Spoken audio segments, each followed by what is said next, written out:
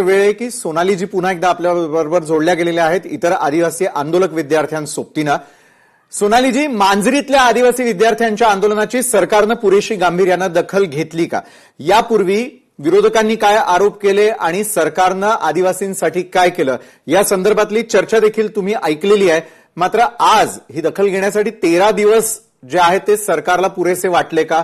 गांभीर्यानं दखल घेतली जाते असं तुम्हाला वाटतं का? आणि एक मागणी पूर्ण झाली म्हणजे विद्यार्थ्यांचे म्हणजे आदिवासी विद्यार्थ्यांचे प्रश्न सुटले असं वाटतं का? सोनाली, तुम्ही आणि तुमच्याबरोबर इतर विद्यार्थी देखील आहेत, तुम्ही तुमची प्रतिक्रिया देऊ शकता.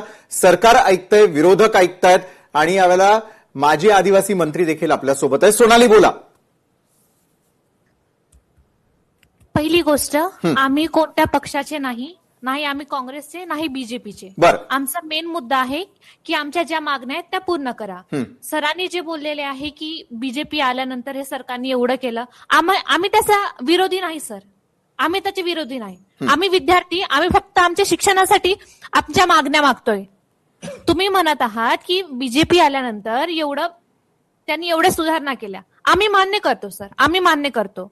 मग आता मागच्या वर्षापासून एवढ्या वर्षापासून आमच्या मागण्या सुरू आहेत त्या त्यांनी का मागण्या स्वीकार नाही केल्या? का स्वीकार नाही केल्या मला हे सांगा. ज्या 12,500 पदभरत्या आहेत त्या का लागू केल्या नाहीयेत? बरं, तुम्ही केलेल्या